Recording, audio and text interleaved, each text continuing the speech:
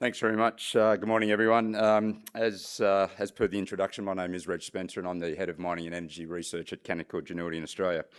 Now, in my 17 years as a mining analyst, I have had the pleasure of being able to visit a number of world-renowned mining centres located here in New Zealand, including Macraes and Waihi. And it's a pleasure to be here, and I would like to thank the team at the NZX for inviting me to present today. There's also a few familiar faces in the room, I've also noticed as well, including our good friends from Santana Minerals, Brian O'Hara, who I've known for a long time. And last year I did have the pleasure of being able to host the Honourable Shane Jones for an investor luncheon in Sydney last year. So I look forward to hearing from him later. But before we start officially, I would like to, and to avoid drawing the ire of my compliance overlords at Canaccord in Sydney, I'd like to draw your attention to the following disclaimer. Now, we'll try and say this without sounding too much like a lawyer, but my presentation has been prepared for general information purposes only. It does not take into account personal objectives, financial situations or needs, and before acting on any information herein, you should consider its appropriateness and seek independent financial advice. Now, for those of you in the audience that are seeking independent advice, you might want to introduce yourselves to several of my colleagues that have flown over from Australia. From Canaccord, Richard Michaels. Say hi, Rich. Oops, go back. Richard is one of our senior wealth advisors on our wealth desk from our Melbourne office. He specialises in resource stocks and has a gift for identifying early stage investment opportunities in the mining sector. We also have Matteo Valentini, who has joined me from our Sydney office. He specialises in bespoke wealth management solutions such as tailored portfolios and global investment opportunities. They're both great guys, and if you do bump into them or see them out in the foyer, please come up to them and say hello. Now, before we start, I'd like to provide an overview of Canaccord Genuity Australia and what we do. We are one of Australia's leading financial services firms and part of the global Canaccord Genuity Group. Our Australian business comprises a full-service investment bank offering, including corporate finance, sales and trading, equity research, as well as one of Australia's largest wealth management platforms, where we have 180 advisors right across Australia with over 42 billion Australian dollars in funds under advice. Now, more specifically to why we're here today, mining and resources are in our DNA at Canaccord. We provide research coverage of more than 230 mining companies across key sectors and commodity markets globally, including research coverage of more than 100 mining companies in Australia alone. Our mining sector credentials also extend to our corporate finance capabilities. We've raised more equity capital for the Australian metals and mining sector than any other investment bank since 2020. Globally, Canaccord has led or co-led over $17 billion in equity financings for mining companies just since 2019 alone, which in my humble opinion makes us the #1 mining team in the world. Now, even though this is a resources-focused event, my CEO would kill me if I didn't mention our expertise in other key sectors, including industrials, technology, healthcare, noting that our Australian equity research team covers well over 250 companies. Well, now that I've got that shameless plug out of the way, we'll start the presentation. Ladies and gentlemen, we are at the cusp of what we believe to be a major decade-long commodities boom. The world is at a confluence of factors, influence and trends covering technology, macroeconomics and geopolitics that we believe will drive a major multi-decade boom in resources. We think that this is more than just a bet on commodity prices. This is more about understanding major trends, key drivers of the global economy today and into tomorrow, and the central role that mining and resources will play in that. It's often forgotten or ignored, but the stark reality is that everything that humans use or consume is either grown or mined. We see the opportunity for investors as more than just a bet on a commodity price, as I said before. This is a bet on a multi-decade physical build-out involving an evolving geoeconomic landscape that can't happen without mine inputs, whether it be critical minerals for advanced technologies or gold as a hedge against macroeconomic uncertainty. Now, in our view, these investment megatrends that will drive this commodity boom include, sorry, let me go back one slide, the energy transition. You've got artificial intelligence, robotics and data centres, the changing geopolitical landscape and supply chain security, chronic mining industry and supply side challenges, and de-dollarisation. So, going back to megatrend number one, the energy transition. I'm sure most of you are familiar with this term, but for the uninitiated, it represents a global shift away from fossil fuel-based energy systems to a low-carbon energy mix.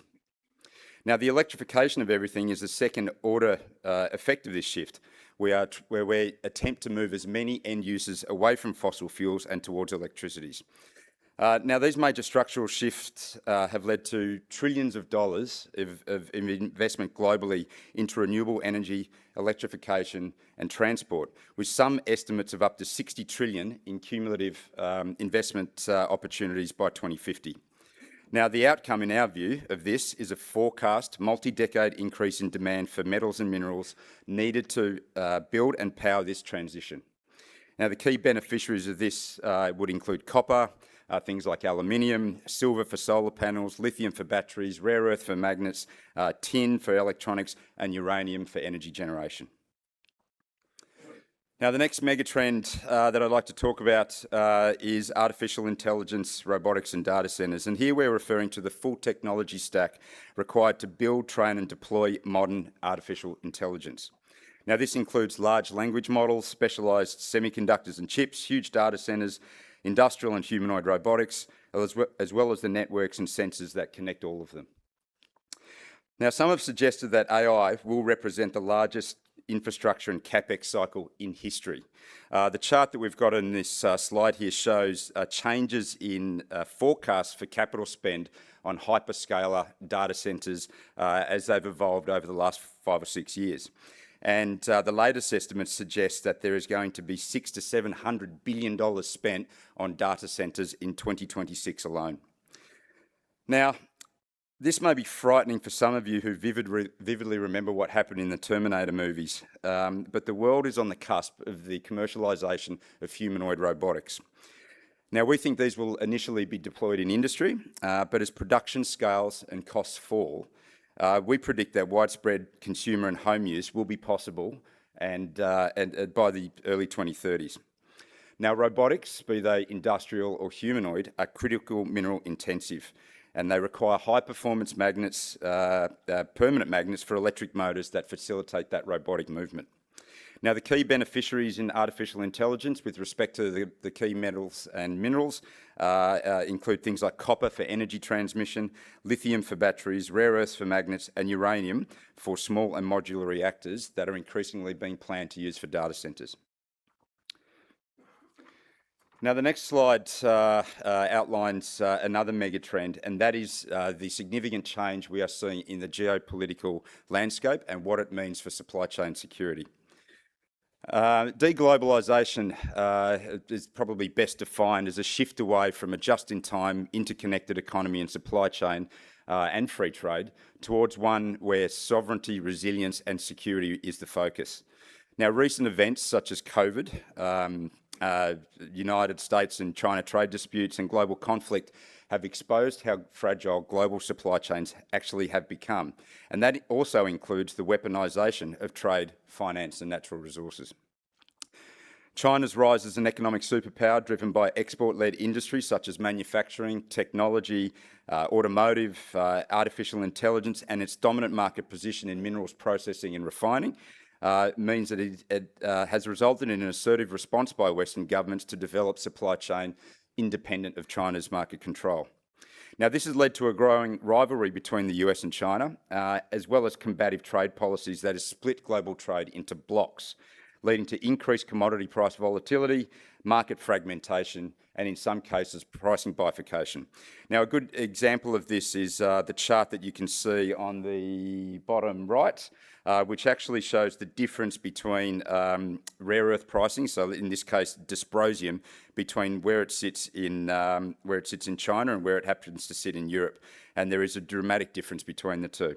This is a result of export controls placed on by the Chinese government, as well as increasing demand from Western industry as a result of that.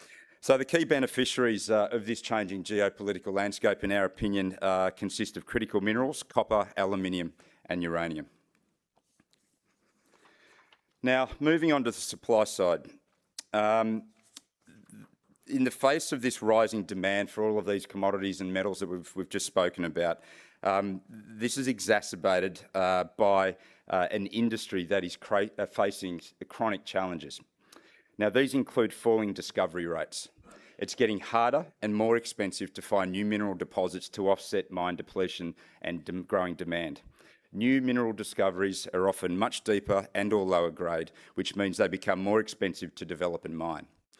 Moreover, the industry is also facing declining mine grades. So the easy pickings, and when I say easy pickings, I refer to those near-surface high-grade deposits, are mostly long gone. And the mining industry is becoming increasingly reliant on lower grade and or deeper mineral deposits. A best example of this is the chart that we've got on the right here, which shows the global average mine grade for copper from 1995 through to this year, which shows that the average mined copper grade globally has halved in 20 years. And that's a trend that we think will continue.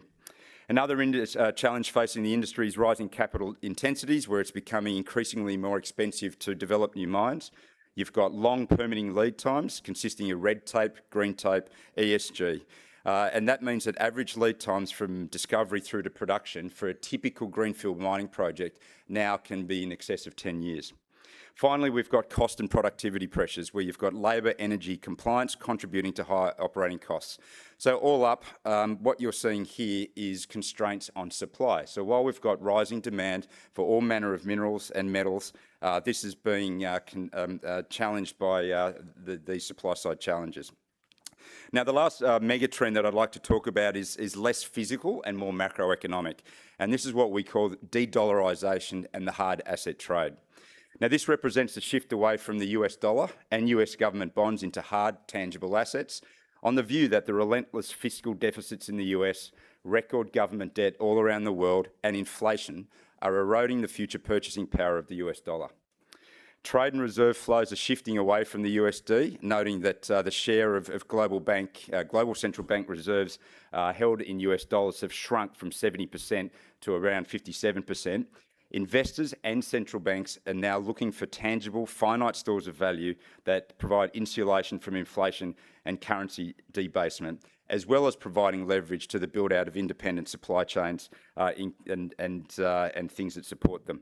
So in this instance, one of the key beneficiaries of de-dollarisation is gold, and we believe a combination of safe haven demand, central bank buying, and as part of this broader hard asset trade is one of the key factors that has driven gold to all-time highs earlier this year.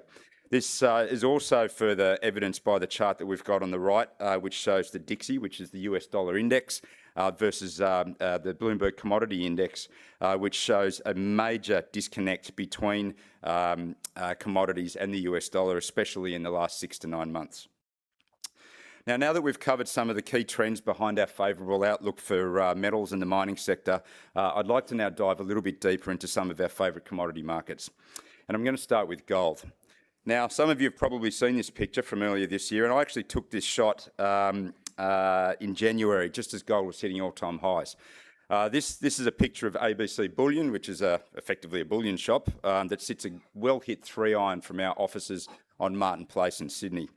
I think this is actually probably one of the best illustrations of the re-emergence of the importance of gold to the global economy and its appeal to investors.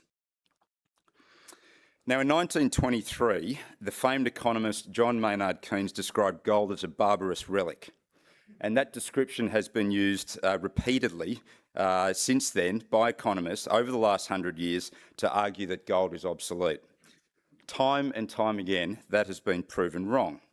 Gold is one of the world's oldest forms of currency, and I apologise in advance to any cryptocurrency enthusiasts in the audience today, but the reality is that it remains the ultimate universally trusted reserve asset.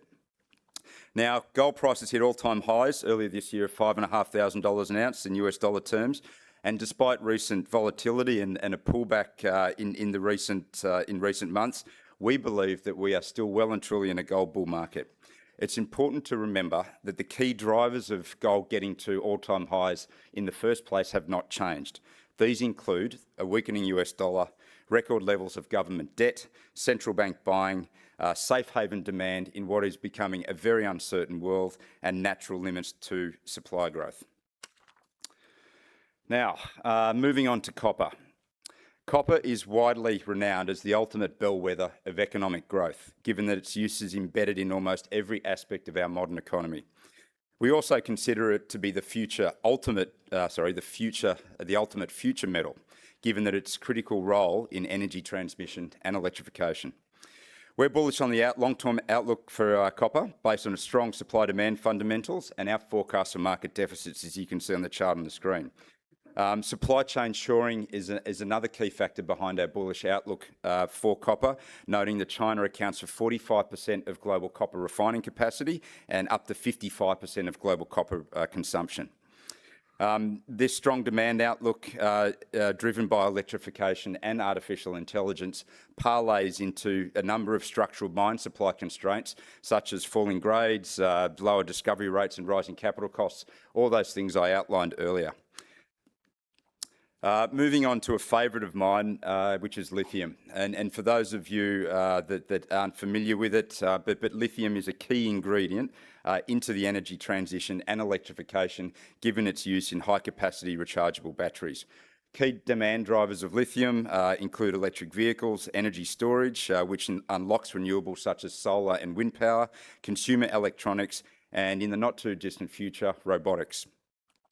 Now, like some of these other commodities, we're bullish on the outlook for lithium as well, noting that we expect electric vehicles to be the main driver of lithium demand, with global penetration rates already achieving 25% as it stands today, and in China up to 60%. Moreover, we highlight that the current oil shock and high fuel prices resulting from the conflict in Iran could act as a major catalyst for even faster EV adoption than what we've seen to date.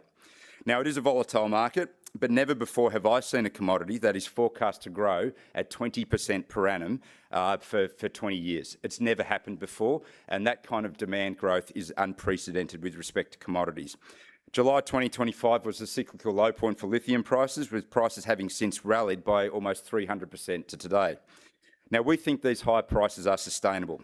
Our research points to persistent market deficits driven by structural demand growth from EVs and energy storage, while long lead times to develop new supply and rising capital costs to develop new mines provide significant risk to supply being able to keep up with demand growth. Moving on to rare earths. The main strategic uses of rare earths are in permanent magnets, which are used in a wide variety of applications, but the most important of these are probably automotive, as well as electric vehicles, renewable energy in the form of wind turbines, and defence applications. China controls 90% of the world's refined rare earth market, and as such, it's considered the poster child for the interplay between geopolitics, technology, defence, and supply chain security. In our view, this underscores how strategic rare earths actually are. Now, again, we're bullish on the long-term outlook for rare earths, and this is driven by structural demand growth and inelastic mine supply. And what I mean by that is that even if rare earth prices went up by 500% tomorrow, it would do nothing to speed up the ability for mines to increase output. And based on our research, we don't think there's going to be any major increase in supply of rare earths, at least for the next 2 or 3 years. That inelastic mine supply is further exacerbated by government policy, defence and supply chain security, and noting also that the long lead times and technical risks of developing new mines. China's market dominance and the push to develop Western supply resilience has seen significant pricing bifurcation, as you can see on that chart below, with prices for some rare earths now attracting premiums of 300 to 400% in Western markets. Lastly, we can talk a little bit about uranium. Now, we consider nuclear energy to be central to the efforts to decarbonise the global energy mix. Global energy demand is forecast to increase by up to 100% by 2040, driven by electrification, artificial intelligence, population growth, and the development of emerging market economies. We forecast the global nuclear reactor fleet to grow significantly over the coming decade to supplement existing power grids. We also highlight the potential for the widespread rollout of what we call small modular reactors to help power things such as artificial intelligence and data centres. So based on all of this, we forecast demand for uranium to grow significantly over the next decade. Our favourable outlook is also supported by the fragile nature of primary mine supply. Now, U3O8 prices or yellowcake prices have risen by 10x from their cycle lows, and our forecast for continued market deficits should support higher prices over the longer term. Now, I hope I've done a decent enough job in a very short period of time to outline the importance of the mining industry to the modern economy. Now, despite this, I think the importance of the mining sector is seemingly being ignored or even forgotten by the broader and global investment market. Am I running out of time, am I? 2 minutes. Okay, all right. So very quickly, I'm going to show you a chart here which shows the growth in global market capitalisation and the percentage represented or constituted by the resources sector relative to the tech sector. Herein, I think, lies the opportunity for investors. At some point, we think the broader investment opportunity will come to understand that the best leverage to these megatrends is through the resources sector. This next slide here demonstrates the mining project life cycle. I know I'm running out of time here, so I'll quickly run through that. But basically, for the novice investors in the room looking for their first investments in the sector, it basically demonstrates what happens through the life cycle of a project from discovery through to resource definition, financing, development and construction, and the re-rating and de-risking of project value and company share prices. Lastly, there's some factors on the screens for investors to consider. I'm aware that I'm running out of time here, so look, if anyone's got any questions or would like copies of the slides, please get in contact with us. And ladies and gentlemen, thank you very much for listening to my presentation this morning.